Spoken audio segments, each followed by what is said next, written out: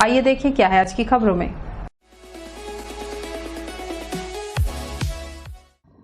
कोरबा जिला अंतर्गत महिला एवं बाल विकास विभाग कोरबा के तत्वाधान में बेटी बचाओ बेटी पढ़ाओ अभियान के तहत बुधवार को जिला मुख्यालय में रंग बिरंगी छतरी रैली निकाली गई। राज्य महिला आयोग की सदस्य अर्चना उपाध्याय, महापौर राजकिशोर प्रसाद, जिला कांग्रेस कमेटी शहर अध्यक्ष सपना चौहान, डीपीओ प्रीति खोखर चकियार, DWCDO गजेंद्र देव सिंह की गरिमामयी उपस्थिति में हरी झंडी दिखाकर रंग बिरंगी छतरी रैली को रवाना किया गया। रंग बिरंगी छतरी के साथ महिला एवं बाल विकास विभाग के पर्यवेक्षकों ने जनमानस को बेटी बचाओ बेटी पढ़ाओ का संदेश दिया। कलेक्ट्रेट से शुरू हुई रैली कोसाबाड़ी घंटाघर होते हुए वापस जिला पंचायत में आई। इस दौरान उपस्थित जनप्रतिनिधियों ने छत्तीसगढ़ी भाषा में बेटी बचाओ बेटी पढ़ाओ से जुड़े प्रभावशाली नारों के साथ जनमानस में जागरूकता का संदेश दिया। सैकड़ों की तादाद में रंग बिरंगी छतरियों के साथ पैदल चलकर जनप्रतिनिधिगण पर्यवेक्षकों ने बेटी बचाओ बेटी पढ़ाओ के नारों से शहर को गुंजायमान कर दिया। छतरी रैली से शहर के जनमानस में बेटी बचाओ बेटी पढ़ाओ अभियान ने एक अलग ही ऊर्जा का संचार कर दिया है। हम आपको बता दें, पहले कोरबा सहित 2 जिलों में ही बेटी बचाओ बेटी पढ़ाओ अभियान लागू था, जिसे अब महिला एवं बाल विकास विभाग ने पूरे प्रदेश में लागू कर दिया है। कोरबा जिले में हर साल एक अलग ही अंदाज में आमजन में जागरूकता का संचार करने बेटी बचाओ बेटी पढ़ाओ का कार्यक्रम आयोजित होता है। महिला बाल विकास विभाग कोरबा की तरफ से बेटी बचाओ बेटी पढ़ाओ रैली निकली हुई है जिला पंचायत कार्यालय से। ये शहर के सभी मुख्य मार्गों से होकर के गुजरेगी। छत्तीसगढ़ शासन की तरफ से महती योजना के अंतर्गत हम सब इस रैली में शामिल होकर के इस बात के लिए जन जागरूकता फैला रहे हैं कि आज हमारी बेटियां किसी भी क्षेत्र में पुरुषों से कम नहीं है। हर क्षेत्र में बेटियों का प्रदर्शन, उनके प्रतिभा पुरुषों के बराबर चल रहा है, बल्कि कई क्षेत्रों में तो आगे भी निकल गई है। इसलिए बेटियों को हमें उतना ही शिक्षा दिलवाना है जितना हम बेटों को दिलवाते हैं, और किसी भी तरह से बेटियों के सुरक्षा हो, शिक्षा हो, उनके हर चीज़ के लिए हमको पूरा ध्यान देना है। बेटियों को बचाना है और उनको भी पढ़ाना है और देश को आगे बढ़ाना है। बहुत महत्वाकांक्षी है रैली के कि शासन द्वारा रैली किए जाते हमारे बेटी पढ़ाओ बेटी बचाओ और आगे बढ़ाओ, यही करके मैं धन्यवाद। देखिए, सबसे पहले शासन की बहुत अच्छी महती योजना है ये। बेटी को पढ़ाओ बेटी को आगे बढ़ाओ। बेटी को अच्छा आहार है, नहीं तो जनरली क्या होता है मालूम, अभी भी कई क्षेत्र में ऐसा है कि बेटी को अच्छा पढ़ाने के लिए नहीं देंगे, बेटा को भेजेंगे, बेटी को खाना कम देंगे, बेटा को देते हैं अच्छे से घी वगैरह उनको खिलाते हैं। तो इसीलिए सरकार चाहती है कि बेटी और बेटों में फर्क हटाए और उनको आगे बढ़ाए। और साथ ही मैं तो ये आपकी मीडिया के माध्यम से बोलना चाहूँगी, बेटी को पढ़ाओ आगे बढ़ाओ बहुत अच्छा है। बेटी पढ़ेगी तो समाज गढ़ेगी, आगे बढ़ेगी, लेकिन इसके साथ साथ बेटों को अगर हम संस्कार देंगे तभी हमारी बेटी को जीने का आधार मिलेगा। ये ज़्यादा मशहूर है। जय हिंद, जय छत्तीसगढ़, जय भारत। आज महिला बाल विकास विभाग के द्वारा आयोजित बेटी बचाओ बेटी पढ़ाओ कार्यक्रम जो है, इसमें सम्मिलित होकर शहर के मुख्य मार्गों से होकर हम लोग आए हैं और ये कार्यक्रम बेहद ही महत्वपूर्ण है। बेटी बचाओ बेटी पढ़ाओ अभियान जो है, यह कार्यक्रम जब कांग्रेस की सरकार में सर्वप्रथम जब हमारी महिला प्रधानमंत्री स्वर्गीय श्रीमती इंदिरा गांधी जी आई तो महिलाओं के लिए बहुत सारा योजना लेकर आई, बेटियों के लिए योजना लेकर आई और बेटियों को पढ़ाने के लिए, आगे बढ़ने के लिए, उनके सुरक्षित भविष्य के लिए योजनाओं को क्रियान्वयन हुआ। तो इसी तहत, इसी कार्यक्रम के तहत सुरक्षित भविष्य को लेकर, उनके विवाह को लेकर या शिक्षा को लेकर, स्वास्थ्य को लेकर यह योजना संचालित हो रहा है और अब धीरे धीरे सभी जिलों पर यह क्रियान्वयन होने जा रहा है। नमस्ते कोरबा न्यूज के लिए संतोष अग्रवाल के साथ रामकुमार यादव की रिपोर्ट।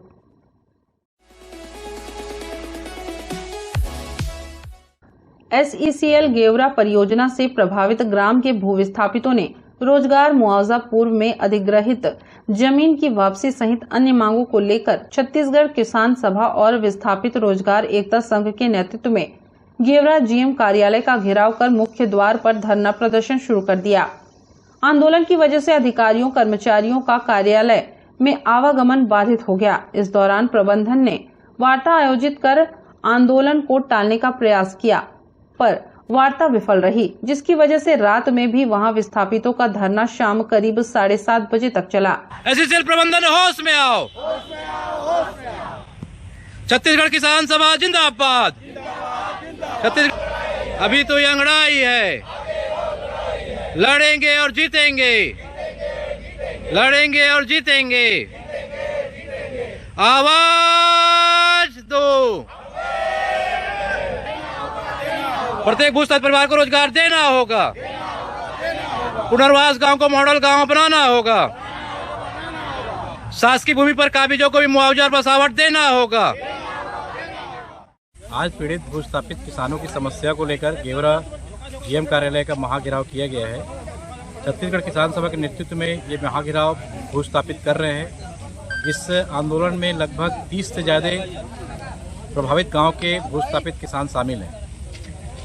भूस्थापितों की प्रमुख जो मांग है उसमें यह है कि लंबित रोजगार प्रकरण जो वर्षों से लंबित हैं उसका तत्काल निराकरण किया जाए, बसावट गांव को मॉडल गांव बनाया जाए, बसावट गांव में निःशुल्क बिजली पानी दिया जाए, प्रभावित गांव के बेरोजगारों को वैकल्पिक रोजगार में 100% रोजगार पर रखा जाए और इन तमाम प्रकार महिलाओं को स्वरोजगार से जोड़ने की मांग, इन तमाम मांग 11 सूत्री मांगों को लेकर के सीएमडी को ज्ञापन सौंपा गया था, जिसका कोई निराकरण करने का पहले से प्रबंधन नहीं किया।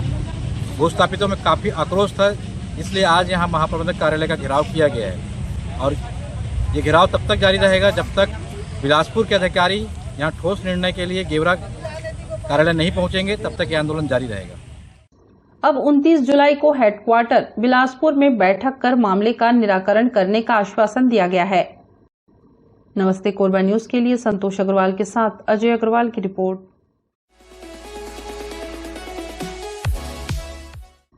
महापौर राजकिशोर प्रसाद अपने वार्ड क्रमांक 14 पंप हाउस पानी टंकी मैदान में, जहां छत्तीसगढ़िया ओलंपिक खेलों का क्लब लेवल का आयोजन हो रहा है, वहां पहुंचकर प्रतिभागियों का उत्साहवर्धन किया। महापौर राजकिशोर प्रसाद ने बताया कि राजीव युवा मितान क्लब के माध्यम से छत्तीसगढ़िया ओलंपिक सीजन 2 2023-24 की शुरुआत 17 जुलाई को हरेली तिहार के दिन हो चुका है।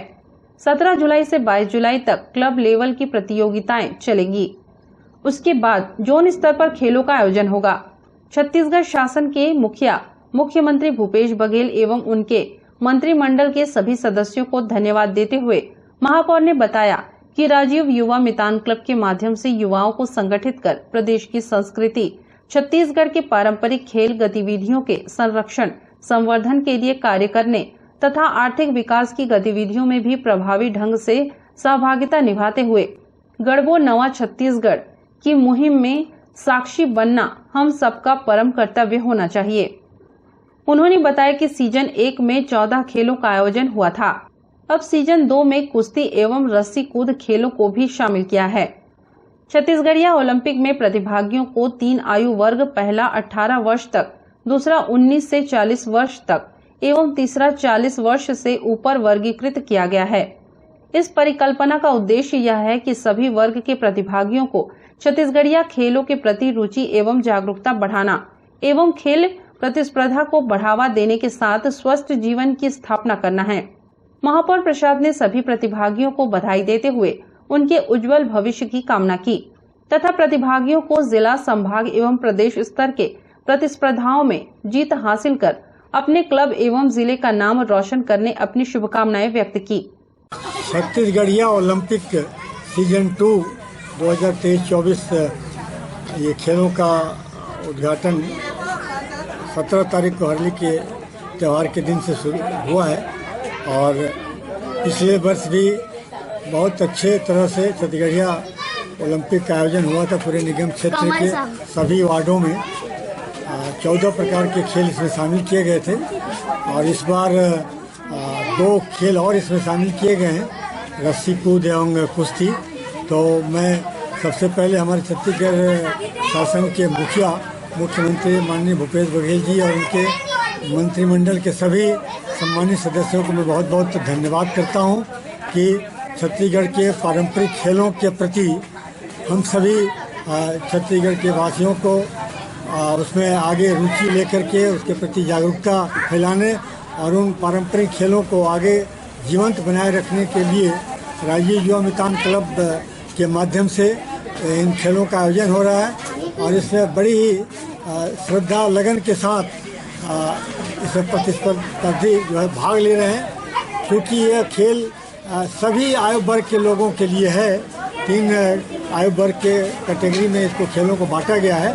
18 वर्ष तक की उम्र के एक वर्ग के प्रतिभागी होंगे और 18 से 40 वर्ग के महिला पुरुष प्रतिभागी होंगे और 40 वर्ष से ऊपर आयु वर्ग के प्रतिभागी इन 16 प्रकार के खेलों में भाग ले सकते हैं। मैं हमारे आज वार्ड क्रमांक 14 पंप हाउस में इस छत्तीसगढ़िया ओलंपिक खेल आयोजन के आज दूसरे दिन बड़ी अच्छा भीड़ के साथ जो है पूरे वार्ड के हमारे प्रतिभागी इसमें शामिल हुए हैं और मैं इन सभी प्रतिभागियों के बहुत बहुत शुभकामनाएं देता हूं और उनसे अपील भी करता हूं कि पूरा लगन से खेलें और विजय प्राप्त करके आगे इसके ऊपर की जो प्रतिस्पर्धाएं हैं क्लस्टर स्तर की, जिला स्तर की, प्रदेश स्तर की, संभाग स्तर की और प्रदेश स्तर की, इन सभी प्रतिभागों में आप प्रतिस्पर्धाओं में भाग लेकर के विजय हासिल करके हमारे क्लब का, हमारे इस वार्ड का नाम रोशन करें और जिले का भी नाम रोशन करें।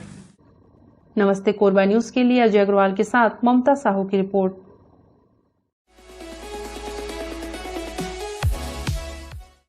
अपने ही घर पर कब्जा कर लिए जाने से व्यथित एक बेवा महिला ने कलेक्टर से मदद की गुहार लगाई है। उसका कहना है कि वैध निवासी होने के बाद भी उसका अपना घर किसी और के कब्जे में है। जबरन कब्जा कर लिए जाने की शिकायत उसने एसडीएम कार्यालय से की और उसके बाद न्यायालय तहसीलदार के दरवाजे पर भी दस्तक दी। तहसीलदार ने आदेश देकर 5 दिन के भीतर उसे उसके मकान का कब्जा वापस दिलाने के आदेश दिए, लेकिन आज 18 दिन गुजर जाने के बाद भी समस्या ज्यों की त्यों बनी हुई है। 7 जुलाई को कब्जा दिलाने हेतु हल्का पटवारी व पुलिस द्वारा मौके पर पहुंचकर पंचनामा बनाया गया। कार्रवाई होता देख राजकुमारी देशमुख ने सामान निकालकर मकान खाली करने 2 दिन का समय मांगा था, लेकिन आज तक घर खाली नहीं किया गया है। प्रार्थी चैतीबाई देशमुख ने मामले की शिकायत जनदर्शन में प्रस्तुत करते हुए अपने मकान पर से राजकुमारी देशमुख पति राजेश देशमुख पर आवश्यक कार्रवाई करते हुए उसने उनके घर पर कब्जा दिलाने की गुजारिश जिला कलेक्टर से की है। मोर घर कब्जा दिलाए ला कहे है एसडीएम है, ते 2 महीना हो गया आदेश हो कि एला तहसीलदार ला बोले है कि कब्जा दिलाओ के अभी तक नहीं दिलाए। वो दिन पटवारी गई से तो पंचनामा करके 2 दिन की मोहलत मांगे है औरत है, अभी ले खाली नहीं करे है। कौन घुमा तुम्हें? वो मोर बहू है, समझ जाओ। मोर घर है, मैं खरीदे हूँ, मैं बनवाए हूँ, टैक्स पटात हूँ मैं निगम के। तो नहीं कब्जा कौन करके रखे? वो बहू है, मार के बेटोल निकाल दे है और महूल निकाल दे है और ये घर में एक ही जिहावे। यही पटवारी और यही तहसीलदार का बोलते हैं? मैडम ला बोले हैं पटवारी ला कथे पटवारी है मोबाइल बंद करके रखे रहते और एसडीएम का अकाल गए रहे हैं तो कब्जा दिलाओ, इनको सियान आदमी है, इनका नहीं दिलाओगे तो किसका दिलाओगे, ऐसे कहीं तो वो ध्यान नहीं दी। कुछ पैसा वैसा तो मांग करते थे? नहीं, अभी नहीं मांगे हो। क्या चाहते? मैं चाहत हूँ मोर घर दिवाए, मोला मोर घर मिले। अभी कहाँ रहे? मैं CSC कॉलोनी में रहता। किराए के मकान में? हाँ, वैसे घुसे हैं खाली क्वार्टर में। नमस्ते कोरबा न्यूज के लिए अजय अग्रवाल के साथ रामकुमार यादव की रिपोर्ट। बुलेटिन में वक्त है एक छोटे से ब्रेक का, मिलते हैं ब्रेक के बाद। हमें जानकारी मिली है कि कुछ लोग नमस्ते कोरबा समाचार में खबर चलाने के नाम से पैसों की उगाही कर रहे हैं। आप सभी से अनुरोध है कि खबर चलाने के नाम से अगर कोई आपसे पैसों की मांग करता है तो आप अपने संबंधित थाना क्षेत्र में उस व्यक्ति की शिकायत करें। इसके साथ ही आप हमसे नीचे दिए गए नंबरों पर संपर्क करें। हम निष्पक्ष पत्रकारिता करते हैं। हम अपने कार्य को व्यवसाय की श्रेणी में नहीं रखते। संपर्क करें 7000314479 9827107490।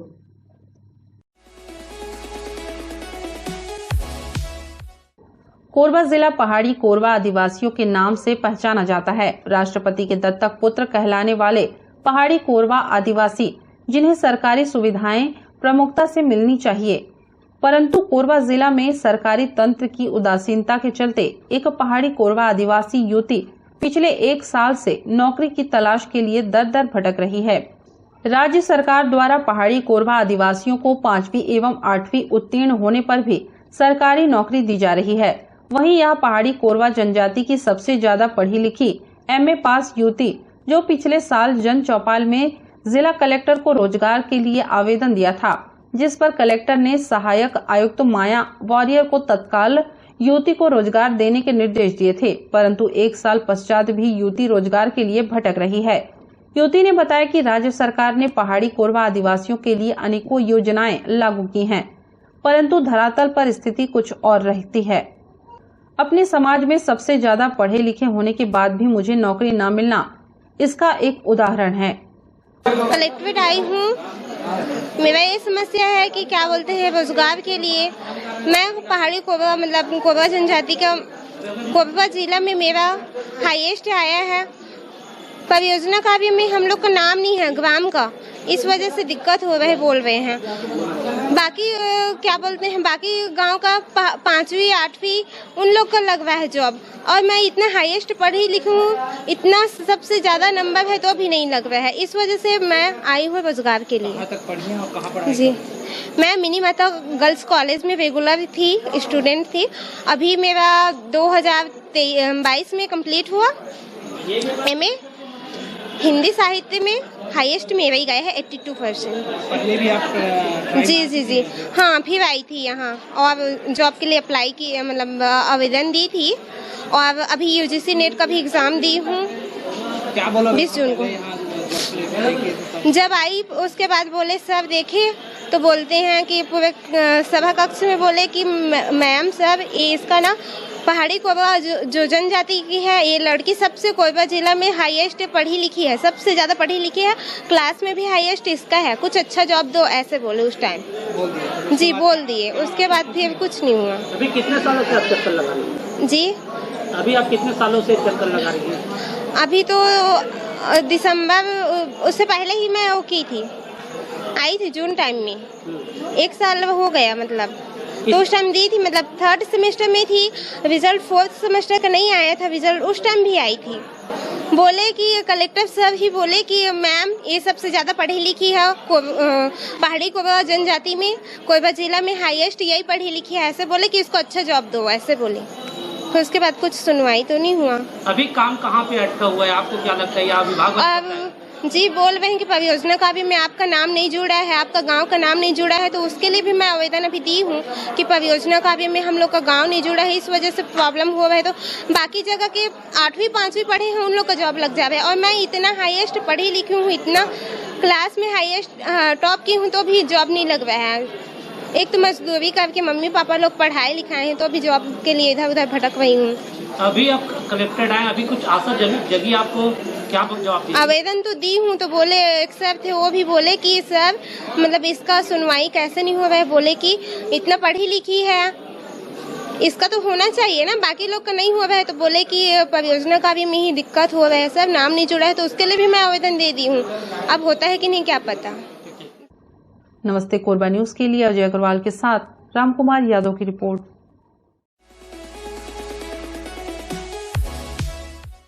विकासखंड पाली अंतर्गत ग्राम पंचायत ढोलपुर के पूर्व सरपंच और सचिव का कारनामा उजागर हुआ है। जन चौपाल में पहुंचे ग्रामीणों ने उनका भ्रष्टाचार उजागर करते हुए आरोप लगाया है कि 40% राशि का आहरण करने के बाद भी स्कूल भवन का निर्माण नहीं किया गया है, जिसकी वजह से बच्चों को सामुदायिक भवन में बैठकर पढ़ाई करनी पड़ रही है।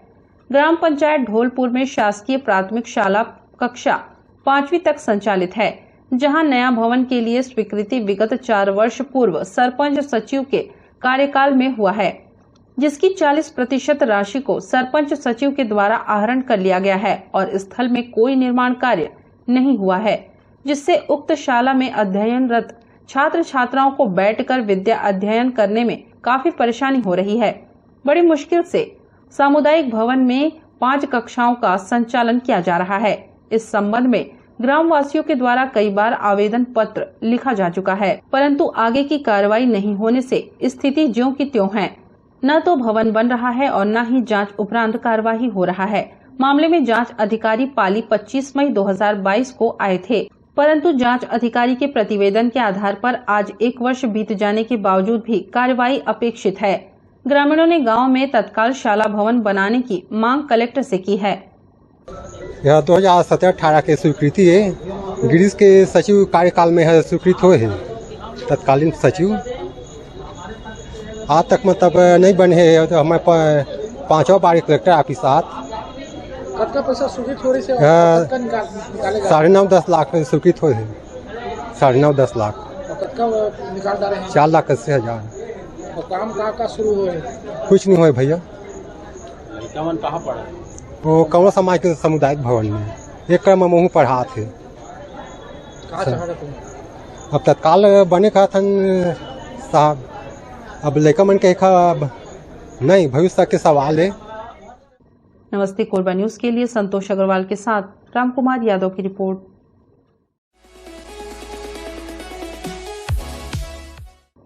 केंद्र के मोदी सरकार की मंशा है कि हर गरीब के सिर पर छत हो। इसके लिए प्रधानमंत्री आवास योजना की शुरुआत की गई है, मगर छत्तीसगढ़ में ऐसे भी गांव हैं जहां योजना का लाभ गरीबों को नहीं मिल रहा है।